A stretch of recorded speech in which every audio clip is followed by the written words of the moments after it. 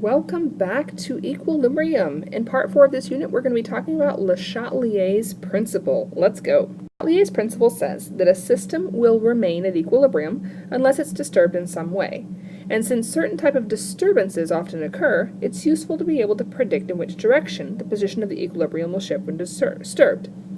So, if a stress is applied to a system at equilibrium, the position of the equilibrium will shift in the direction which reduces the stress.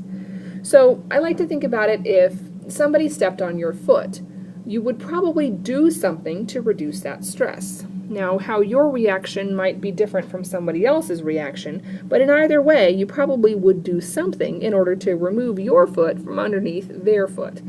So Le Chatelier's principle has to do with, if you're at equilibrium and a stress is applied to you, what are you going to do to fix it? So several types of stresses or disturbances are going to be concerned. So when you're a person, somebody could step on your foot, and that would be a stress. But when you're a reaction, the types of stresses that we're going to be interested in are the addition or removal of reactants or products, the change in pressure by a change in volume for a reaction in a gaseous phase only, or a change in temperature. This is how we're going to stress out a reaction. And then we're going to watch and see what the reaction does to reduce that stress. So let's look at the additional removal of reactants or products. A vessel contains nitrogen, hydrogen, and NH3 at equilibrium, 20 degrees. The reaction is exothermic. So I have nitrogen and hydrogen as reactants and ammonia as a product. Let's predict the effect of adding hydrogen. So we, the scientists, are going to stress that reaction, and then we're just going to watch and see how the reaction fixes itself, or how the reaction responds. So we're going to add hydrogen. We're going to add a reactant. Now when we add a reactant, the reaction is going to respond by saying, there's too much reactants in here. We have to get rid of all these reactants. And the reaction is going to shift to make more NH3. The reaction is going to shift to make more NH3 in order to get rid of the excess reactant that we added. So there will be a shift right. But what if we added NH3? So let me erase these arrows. And this time I'm going to add NH3. So if I add NH3, the reaction is going to react by thinking, there's too much NH3 in here. We're going to have to get rid of that NH3. So we're going to make more nitrogen and hydrogen to get rid of some of the excess NH3 so that the balance will come back into balance. So in this case, we would shift left. So the reaction is going to react by fixing whatever we've done. Now, there's not an example on your page of removing something, but it kind of has the same effect.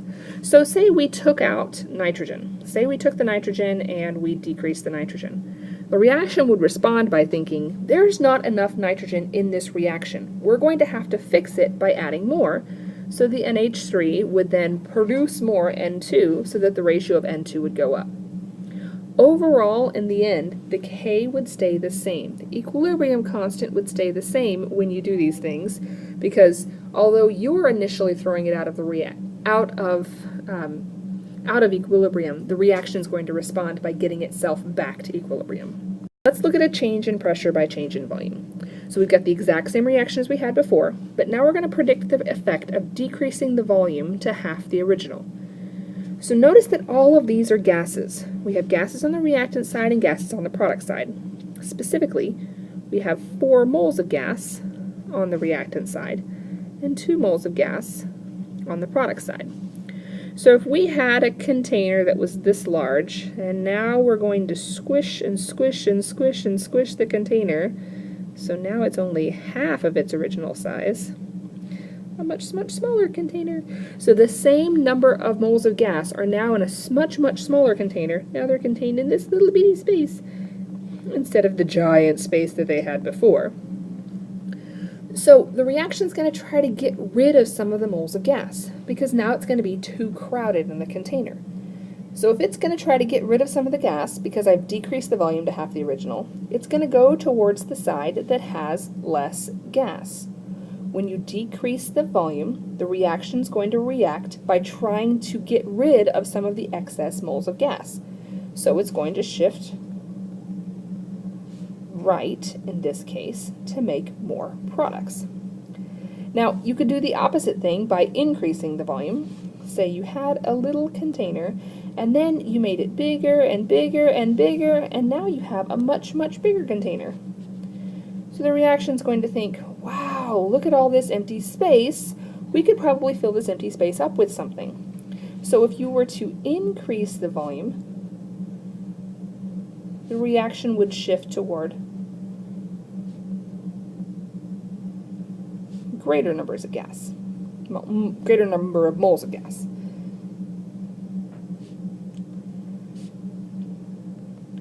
Now, decreasing the volume is not always a right shift. You have to look at where the moles of gas are. So decreasing the volume always shifts towards less gas. And increasing the volume always shifts towards greater gas. Remember that volume and pressure are opposite, so decreasing the volume is the same thing as increasing the pressure, and increasing the volume is the same thing as decreasing the pressure. So pressure and volume, you just got to keep it in your head what the relationship is between them. The last change we have is a change in temperature. Again, the same reaction, but now we're going to predict the effect of increasing the temperature. And this is where it becomes important that it says that the reaction is exothermic. So exothermic means that heat is produced, and for our purposes we can think of heat as a product. So if we think of heat as a product and we increase the temperature, we've increased the products. The reaction is going to respond by saying, whoa, it's so hot in here, let's get rid of some of this heat. And it's going to shift in the endothermic direction away from the heat.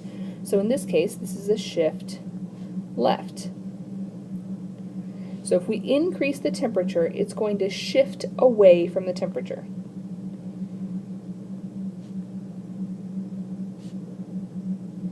That's increasing the temperature is not always a left shift. It depends on if it's an endothermic or exothermic reaction. If we did the opposite, if we decrease the temperature, the reaction would think, whoa, it's not very hot in here, it's kind of cold, and it would shift towards the heat. So you first have to know whether it's endothermic or exothermic, and then should the reaction shift towards or away from the heat. Remember, the reaction itself is trying to fix the stress that you, the scientist, put on it. So how will the values of K change in each of those above situations? We kind of talked about it in A and B when we added hydrogen and added ammonia, and it actually works the exact same way with C. A, B, and C, no change.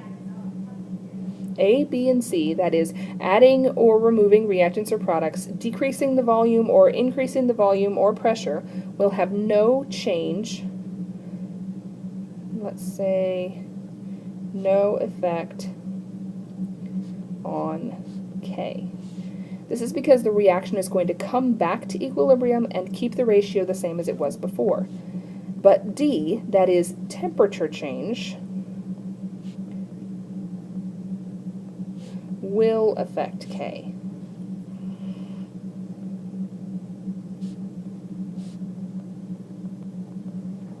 So temperature change will have an effect because when you add or remove heat, depending on if it's an endothermic or exothermic reaction, you're either putting energy into the bonds as potential energy, or you're removing energy from the bonds as kinetic energy. And when it comes back to equilibrium, there will be a new normal.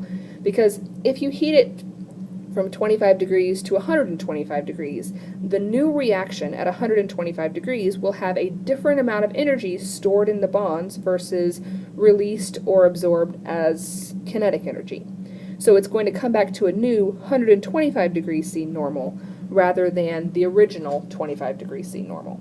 So a temperature change does have an effect on K, but temperature change is the only thing that has an effect on K. All the other things that we do, the reaction will come back to the equilibrium that it initially had. Alright, well that's Le Chatelier's principle. I hope you learned a lot. Next time we're going to be talking about relating K and Q to delta G with some thermodynamics. I'm excited. I'll see you next time.